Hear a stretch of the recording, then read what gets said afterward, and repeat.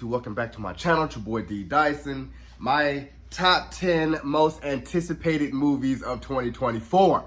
I know that this year is going to be the year of the sequel. I've seen a lot of sequels come out between next month, well, tomorrow, all the way down to December. But for my top 10, let's get right into it with number 10. Gladiator 2 with Paul Mescal. I heard Denzel Washington is signed on, if I'm not mistaken, probably Pedro Pascal as well. Is Ridley Scott still directing it? If so, I definitely want to see what this has in store. I feel like it's going to be a different timepiece, but it's still going to be Gladiator nonetheless. And that's why I can't wait to see what this is going to be all about. Number 9, Ghostbusters Frozen Empire. I think that with the trailer in this, and I'm like, with everyone coming back, and even with the success of the last Ghostbusters, with Ghostbusters 3, I feel like we definitely can move forward with a new set of Ghostbusters, with the older Ghostbusters helping them because they can still do it.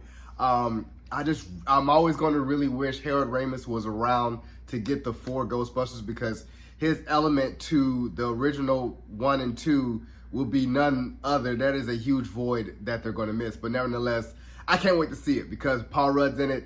Yeah, I want to see what this is going to be. Number 8, Planet of the Apes, or Kingdom of the Planet of the Apes, with a couple of 100 years down past the era of Caesar, the reign of Caesar, and we get the full Kingdom of the Planet of the Apes. And I think that with this, we're starting a new trilogy going into the Planet of the Apes. I know a lot of people was in there talking about all the different ones. I never really got into Planet of the Apes until the 2001 Mark Wahlberg, and I feel like that's always going to be so dope to me moving forward. And ever since then, I've always been a fan of Planet of the Apes, so I can't wait for this. Number 7, Deadpool 3. I was telling myself I like Deadpool. I like Deadpool 2. I think with this is going to be something very different. The fact that we're going to be in the multiverse, so you're going to see a whole bunch of Fox characters, and it may be the introduction of the X-Men. So I'm excited for this, and definitely want to see what Wolverine has in store as a younger Wolverine. When Hugh Jackman signed on, I was like, oh my gosh, we're definitely getting a good Wolverine that goes on the journey with Deadpool and see how far he goes and what he does and all of that. So, number 6, Back to Black with the Amy Winehouse biopic. I feel like she was, she's part of that 27 Club, so yes, definitely biopic is in the works. Loved her music. Had a soulful voice, and had those demons plague her, just like the Janis Joplins, and old boy from Nirvana, and she falls into that line of with Janis Joplin, Van Morrison, and Jimi Hendrix. I was telling myself she was the latest to get claimed in that, but she was a star nonetheless. So I can't wait to see. It's going to be an emotional felt movie. Number 5, Beetlejuice 2. Miss Beetlejuice. I feel like it's going to be more of happy that Michael Keaton is coming back, and the fact that it's been more than 30, 40 years since the original Beetlejuice, so I can't wait to see all of the new type of ghosts come in it, and you can definitely spawn a Beetlejuice 3 with Winona Ryder and Michael Keaton still being Beetlejuice. I'm here for it. I can't wait for this. I really hope that it still holds up to how it is today, so I'm excited for it. Number 4, Civil War. I was just sitting there like, whoa. And it's produced by A24 Studios. Yeah, I'm here for it. Kirsten Dunst as a journalist documenting what goes on as the world, or the United States that we know it, is actually in the Civil War, when the Western claims their own states, with Western Texas teaming up against the rest of the known U.S. So, I tell myself, I'm like, this is going to be an eye-opener in the presence of 2024, knowing that we have to go into having a new president. So I think everything is going to change from here on out.